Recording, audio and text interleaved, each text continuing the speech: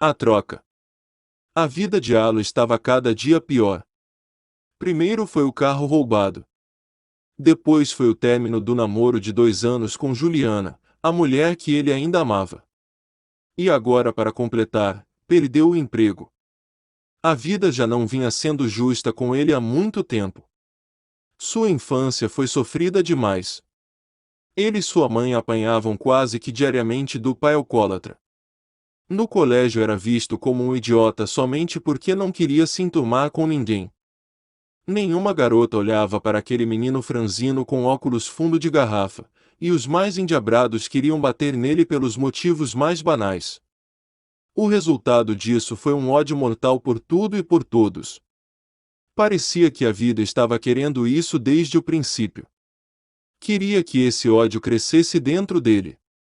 Hoje ele não é mais um garoto franzino, tornara-se um homem forte. Aposentou os óculos, usava lentes. Com seu cérebro bem trabalhado, conseguiu ganhar dinheiro suficiente para viver uma vida confortável. Mas nada disso parecia lhe trazer prazer. Já era difícil segurar dentro de si o desejo de vingança por todas as humilhações que passou, e os últimos acontecimentos estavam servindo como uma gota d'água. Tudo o que ele queria fazer no momento era voltar no tempo e destruir todos os seus algozes, mas isso era impossível. O que passou passou, e o único momento em que podemos fazer alguma coisa era agora, no presente. Parou um tempo para refletir e percebeu que seu ódio poderia ter alguma serventia, afinal, quantas pessoas não sofrem nas mãos de verdadeiros monstros pelo mundo? Mas para fazer qualquer coisa, precisava de algo que não possuía: poder. Poder para destruir e humilhar. Poder para aniquilar não somente o corpo, mas também a alma, exatamente como haviam feito com ele. Ah, como essas ideias lhe davam prazer! Como era saboroso imaginar um estuprador gritando ao ser dilacerado pelas suas mãos! Como seria maravilhoso estraçalhar um assassino, após fazê-lo passar pelas piores humilhações! E essas ideias que passavam como um filme em sua mente acabaram atraindo algo antigo e maligno. Algo que possuía todo o poder que Alan tanto almejava. Algo que poderia realizar toda sua fantasia sanguinolenta. E assim, de um espelho que se encontrava próximo às costas de Alan, veio uma saudação sombria e fantasmagórica: "Boa noite, Alan. O que desejas é poder." A voz parecia como um coro. Era como se várias pessoas falassem juntas em uma só voz. Era grossa, mas ao mesmo tempo sussurrante. Ele jamais havia escutado algo parecido em toda a vida. O susto foi grande. O coração parecia que ia saltar pela boca.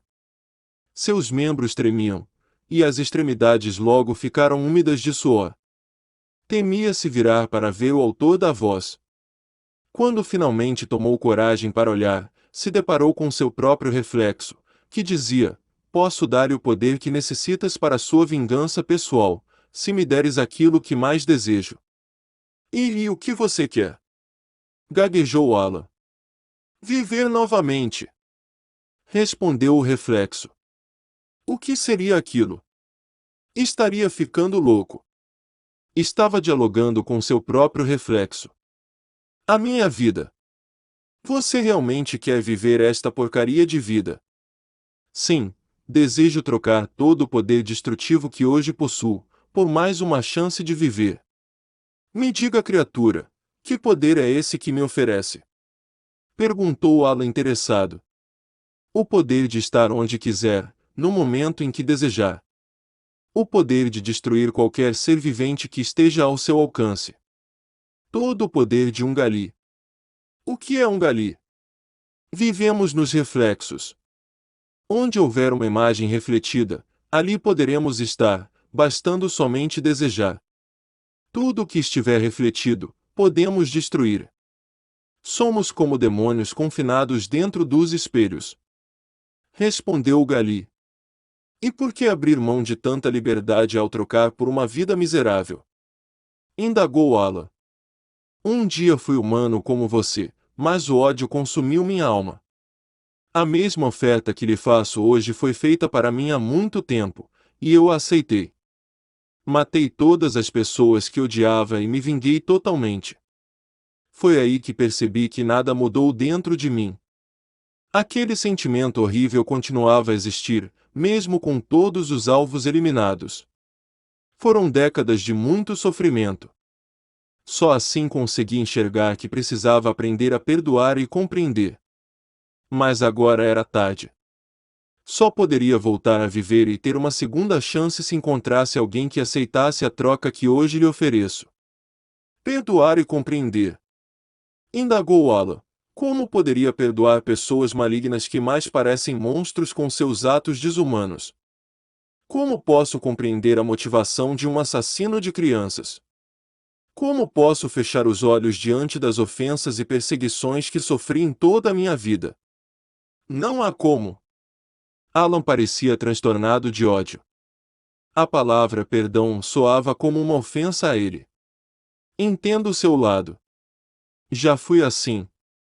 Se realmente desejas do fundo de sua alma colocar em prática essa vingança, apenas diga: aceito a oferta deste gali. Sim, criatura, aceito sua oferta. Eu aceito a oferta deste gali. Respondeu prontamente. Um silêncio profundo tomou conta do quarto.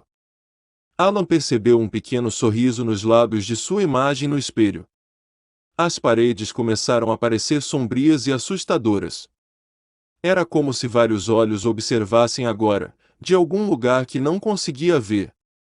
Vozes começaram a surgir de todos os cantos do quarto. Eram como pequenos lamentos. Crianças choravam, adultos gritavam, mulheres gemiam e homens soluçavam, mas Alan não conseguia ver ninguém. Voltou a achar que estava ficando louco.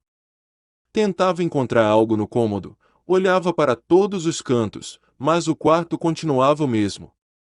A sensação é que havia mudado. Os sons ficavam cada vez mais altos, fazendo com que seu desespero chegasse ao máximo. Começou a sentir um enjoo incomum, tão forte que o forçou a fechar os olhos. Aquela sensação era horrível, e ficava cada vez mais forte. Os olhos se mantinham cerrados devido à dor e o grande mal-estar. Quando os abriu novamente, já não se encontrava mais em frente ao espelho. A sensação horrível que havia dominado seu corpo já não estava mais presente. Se sentia bem, apesar de emocionalmente estar bastante abalado. Nunca havia visto nada parecido com o local que estava agora, nem sentido seu corpo tão leve. Estava mergulhado em uma escuridão profunda, e diante de si havia uma fenda flutuante na qual podia ver seu antigo corpo estirado no chão de um cômodo tentando levantar-se. Alan havia se tornado um gali. Ouviu seu velho corpo gargalhar e dizer: finalmente! Enfim voltei a viver depois de tantos séculos. Que nome usarei? Agora serei Arthur. Me chame de Arthur, meu amigo, e desfrute bem da vida de um gali. Mas pelo que pude sondar de sua alma enquanto tinha meus poderes, você não é capaz de machucar nem uma mosca sequer, pois é bonzinho demais. Aquilo foi como uma facada para ele. Era como se dissesse que ele era fraco, idiota e patético. Alan ficou ali observando com ódio Arthur se arrumar, se olhar e se pentear. Observava a alegria que emanava de sua alma, e ficou admirado ao perceber que agora era capaz até mesmo de sentir o sentimento alheio. Foi aí que captou a sensação de menosprezo vinda de Arthur em relação a ele, e percebeu que realmente era visto como um idiota. A vida parece não gostar dos bons. O mundo condena os bons. As mulheres desprezam os bons. Parecia que só os que possuíam maldade, malandragem e violência eram admirados. Que só os que não respeitavam ninguém obtinham algum respeito. Que somente os cruéis e carrascos eram vistos como fortes. Era como se a bondade fosse vista como fraqueza pelo mundo. Uma pessoa boa dificilmente conseguia sobreviver no meio de tanta perseguição. O ódio foi crescendo de uma forma jamais sentida por Alan. Ódio do mundo. Ódio da vida. Ódio de Deus.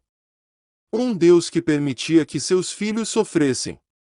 Um Deus que fechava os olhos para o que os maus faziam aos bons. Um Deus que ignorava as suas orações. Uma vida que ignorava a sua dor. Um mundo que desprezava seu amor. E quando viu que Arthur estava prestes a sair e voltar a ter uma vida normal, disse: Arthur, quem sabe a vida não tem alcançado seu objetivo. Qual objetivo? Me tornar menos bonzinho. Arthur arregalou os olhos temendo o que essa frase poderia representar. Engoliu seco ao ver que Alan, agora do outro lado do espelho, estava sorrindo de forma sombria. Mas já era tarde. Os olhos de Alan estavam fixos em Arthur, que mesmo tendo perdido seus poderes, podia sentir o ódio emanando daquele olhar maldito. Começou a sentir seu pescoço ser apertado por uma força oculta. Não conseguia dizer uma palavra sequer. Sabia exatamente o que estava acontecendo com ele. Já fizera várias vítimas utilizando o mesmo poder, a mesma força, o mesmo ódio. Seu corpo começou a ser erguido do chão, como se uma corda estivesse amarrada a seu pescoço, puxando-o em direção ao teto. Tentava com todas as forças implorar por sua vida, mas não havia forma de sair nenhum tipo de som da sua boca. Sentiu um grande empurrão, que arremessou seu corpo em direção à janela. O vidro espatifou com um som ensurdecedor e foi espalhado pelo ar em inúmeros pedaços. Sua vida inteira passou diante dos seus olhos enquanto caía.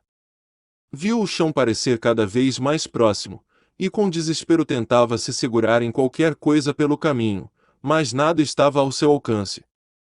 Finalmente sua cabeça encontrou o solo. Estava no 10º andar, e a queda foi fatal. Alan se sentia aliviado, como se tivesse provado a si mesmo que não era um idiota. Como se tivesse provado à vida que podia ser mal, assim como ela queria. Mas não demorou muito para o ódio voltar a lhe dar agonia. Precisava se vingar, e agora Alan tinha o poder que tanto desejava. Agora tinha o ódio amarrado a seu peito como todos ao seu redor cultivaram por toda a vida. Agora havia se tornado algo que parecia ser seu destino, um gali. No momento não importava para ele se a vingança traria paz ou sofrimento à sua alma. Seu coração estava completamente dominado por este desejo incontrolável. Que o mundo agora colha seus frutos, pois o perdão foi completamente esquecido por este novo gali. Que a justiça seja feita, que os responsáveis sejam severamente punidos e que a vida se arrependa amargamente de ter criado esse novo diabo.